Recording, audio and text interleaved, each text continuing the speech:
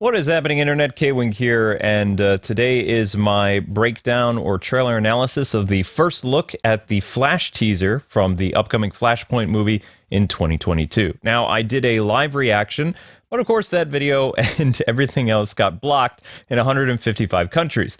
So that live stream is gone, and the footage did not come out from the reaction. So instead, I'm going to do a trailer analysis. If you agree with my analysis, smash that like button, share this video with your friends, and subscribe if you're new. So, how the trailer opens up, I actually really like because I'm a big fan of Burton's Batman, and the cinematography reminds me of how Burton does his films. So it's a nice little homage to Wayne Manor. See two characters popping out of the cab.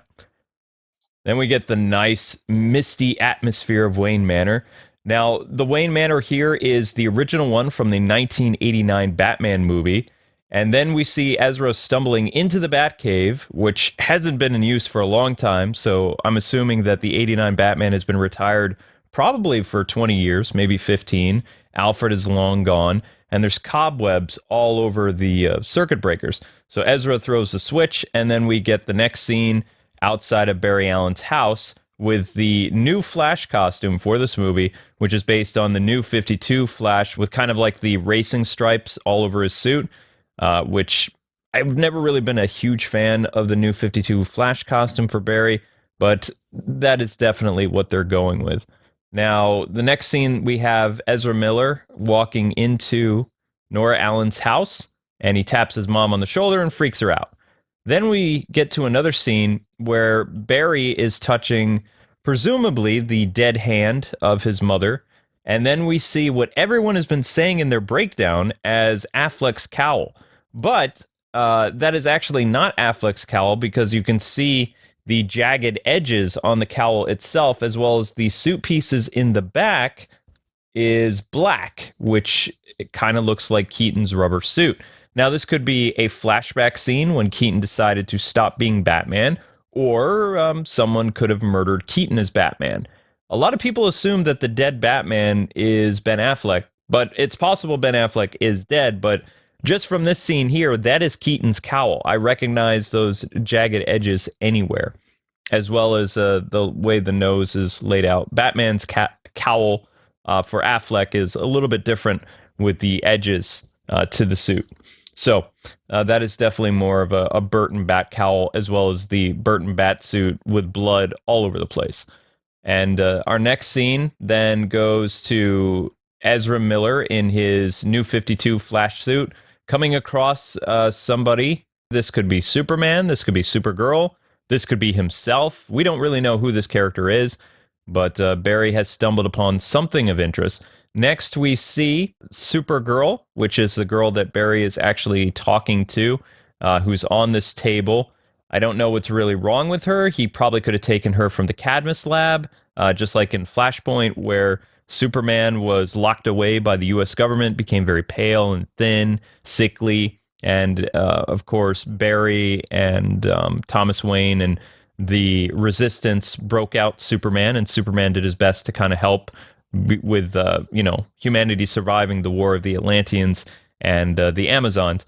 Now, I don't know what Ezra is doing with Supergirl here, so we'll have to fill this in as time goes on. But it looks like Ezra Miller has been trapped here in Keaton's universe, and his hair has grown much longer than when he first arrives. And Supergirl is either injured or I'm not really sure. The next scene, we have Barry Allen painting over Batman's or Keaton's boots with the Flash symbol, as well as he's holding the Flash ring and giving it to someone else. So we see Barry suiting up as the Flash in the Batcave, and that is the 89 Batcave. A lot of people are like, well, I don't really remember a waterfall in the 89 Batcave. There was a waterfall in the first Batcave set, but in Batman Returns, I don't remember the Batcave looking like a cave anymore. It was more kind of like a different approach to it. So the next scene that happens in the teaser is we get a shot of the not in use Batcave anymore as Keaton triumphantly comes out with his long ears and broken lights shining on him.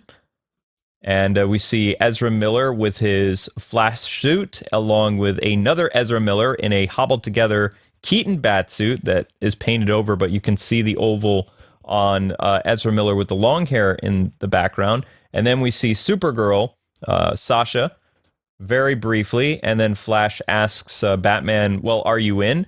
So the narrative for the trailer is Keaton is actually talking to the Flash and saying, you have the ability to travel worlds, essentially, and you've been to the future, you changed it. You've been to the past, you've changed it, and now you're here in the present. And Keaton's just like, why would you even want to save this world where you can go anywhere? And then Ezra finishes the quote with, well, are you in? So apparently, the Flashes are going to work with Keaton to save the universe. At least that's what it looks like. I mean, this could be anywhere near the end of the movie or the beginning of the movie. I really want to think that Ezra kind of screws up and accidentally kills everybody in his universe. And also, he ends up going to different universes and runs into himself. Like, this version of the Flash is a later version that probably comes in, like Ezra with the clean cut and all this other stuff, and then Ezra in the back with the longer hair and, you know, kind of like the weathered look on his face, which is pretty interesting that they were able to do this. That is an Ezra that's been trapped in this universe, probably with this Supergirl. I want to say that this Supergirl is from Keaton's Batman, making her the daughter or relative of the Christopher Reeves Superman. If Christopher Reeves takes place in Keaton's world, we don't really know what Superman would have been in Keaton's universe. It's possible it could have been, Christopher Reeve, but I mean, they never really met. And Batman presumably was in a world without superheroes. It was just him, which made it very interesting and compelling. Just like Batman the Animated Series started with no connection to the greater DC universe. It was Batman stories starring Batman characters in a world where you could believe Batman would operate. It feels like this movie is just kind of like, at least maybe Keaton's world, it's trying to be a little self-contained, but we don't know. Like, there's really not much to go on other than a few images here. What I am the most excited about, though, is seeing what Keaton actually looks like. I like the idea of Flash going back in time and trying to save his mom, like doing the Flashpoint story, and then something happens. Like, instead of a reverse Flash, maybe he's dealing with the Red Death. Maybe he's going to be battling himself like they did in the CW, where there's actually 3 people that go back in time. You have Barry Allen, who stops his mom from dying. And then you have, of course, Reverse Flash and another Barry Allen that are going back in time to make sure that Flash's mom still dies. And, you know, they're fighting to actually achieve that. We don't know how many speedsters are going to be in this. We don't know if there's going to be a Reverse Flash villain or what. But Barry's actions kind of mess everything up. I really believe that the beginning of the movie is what they were shooting in July, where they showed Ezra Miller and the Iris West actress from the Snyder Cut coming out of a courthouse, which might be for Barry's dad's hearing. And the Bruce Wayne that we see first, I'm pretty sure is supposed to be Affleck, but they don't, really show him. There's also some reference of Gal Gadot's Wonder Woman, like in that universe.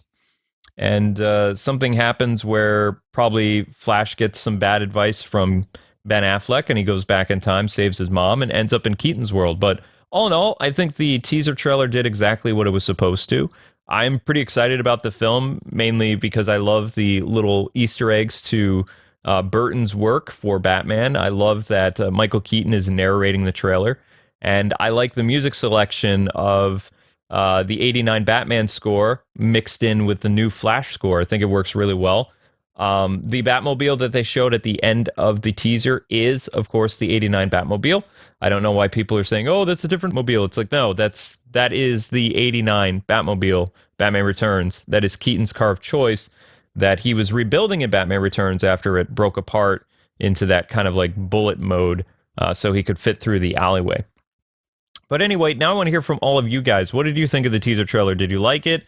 Do you think that was Ben Affleck's cowl that was drenched in blood, or do you think it was Keaton's cowl? Personally, I think it's Keaton's cowl because I know that the cowls look different between Affleck and Keaton. The ears are much smaller on Affleck's batsuit.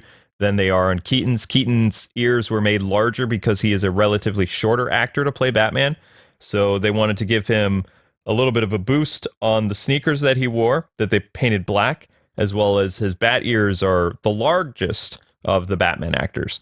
So those big ears were kind of a giveaway for me when I saw the mask. But I will try to do some more breakdowns of other trailers if you guys want to, and I hope you enjoy this video. Have a fantastic rest of your day, and we'll be talking more about some of the DC fandom stuff as the week goes on. Thanks so much for watching. Like, comment, subscribe, all that good stuff, and I will see you Gothamites later.